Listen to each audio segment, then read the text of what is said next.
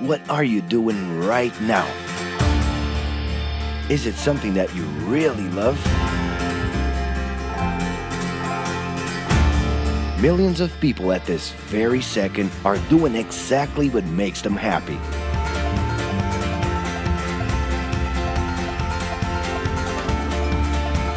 But wait a minute. You spend a big part of your life working. And any job has the potential to drive you insane. I think this is a good time for a break. But, of course, there's a bright side.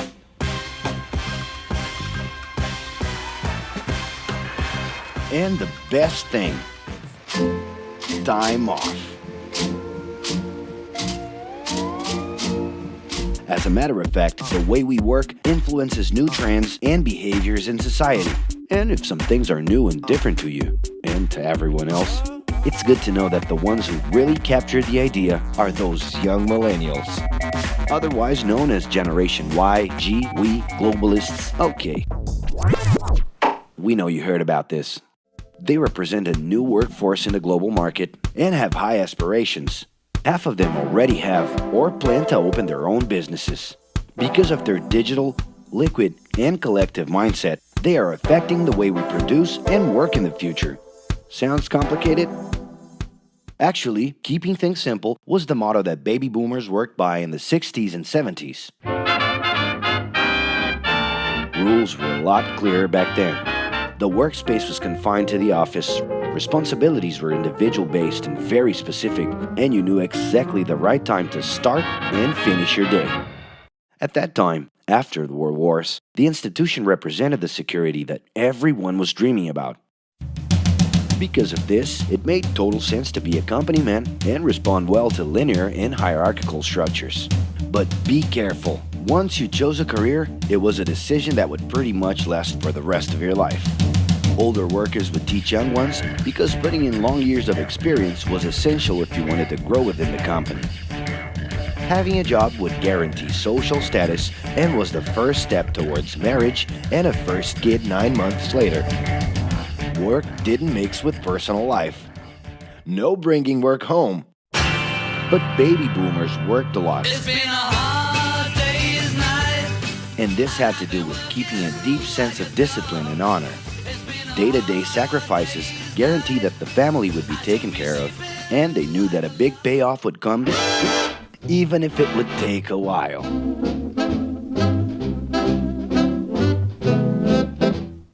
However, Generation X redefined the time relationship between work and reward. Super confident, extroverted, very competitive, and doing everything in their power to achieve quick growth, these guys were always on the lookout for better offers. A profitable idea could easily put them into a leadership position based on meritocracy without taking their experience into account.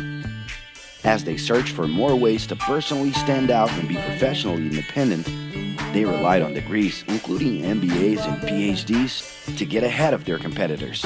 Pressure, pushing down on me, pressing down on you. No man has spoken. In this more individualistic style of thinking, a nice wardrobe and a business card could help them close better deals and expand their network. Being in the right place at the right time is what would define the work schedule. Business time was extended into the happy hour.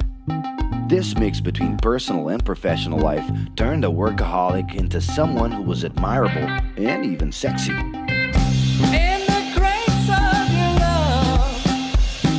The winner was whoever could get onto the board of directors in the shortest time possible I can do anything if I can just get a chance.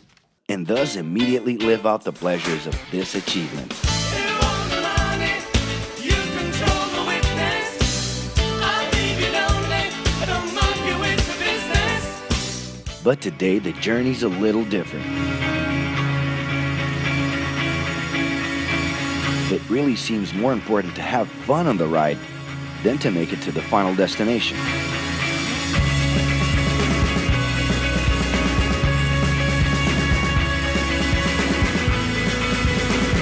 Ironically, millennials, those unpredictable kids, are the ones perfectly translating this new vision.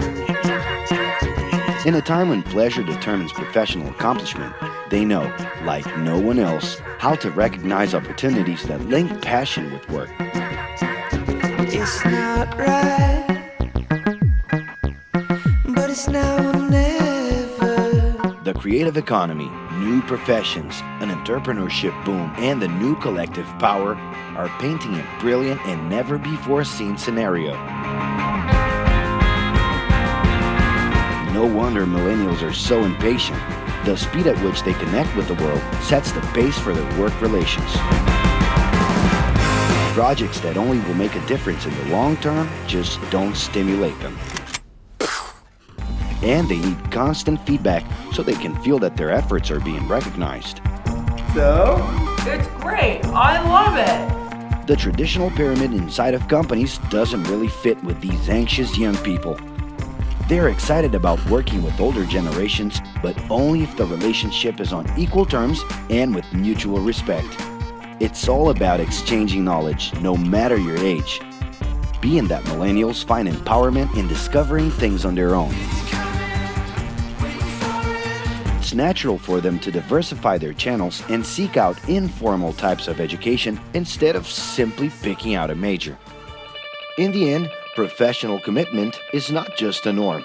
It's something that naturally comes from truly engaging experiences.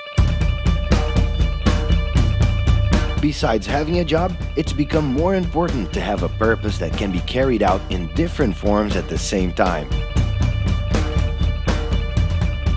Mobility, shared workspaces, home offices, and the possibility to create your own hours make work always present, anytime and everywhere. For that reason, people with different work styles are having more freedom to tap into their talents, and even those with introverted personalities can transform their ideas into million-dollar businesses. Yes, you can stay in your pajamas as long as you maintain an updated and attractive profile across your social network.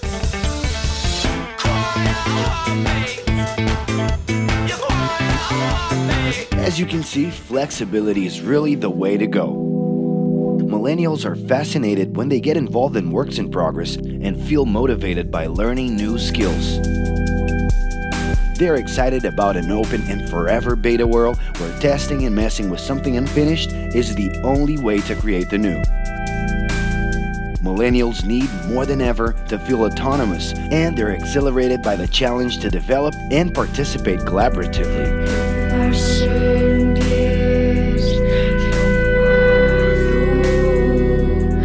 They can change direction quickly and don't let attachments hold them back. It's about living better in the present with no illusion that the future can be controlled.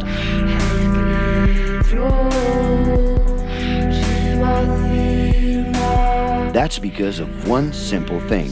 Whoever adapts more easily can evolve along with the changes. And if you feel overwhelmed by everything so far and are looking for the right answer, well, sorry. We're still going to ask you another question. Are you doing what you love right now? No. So start.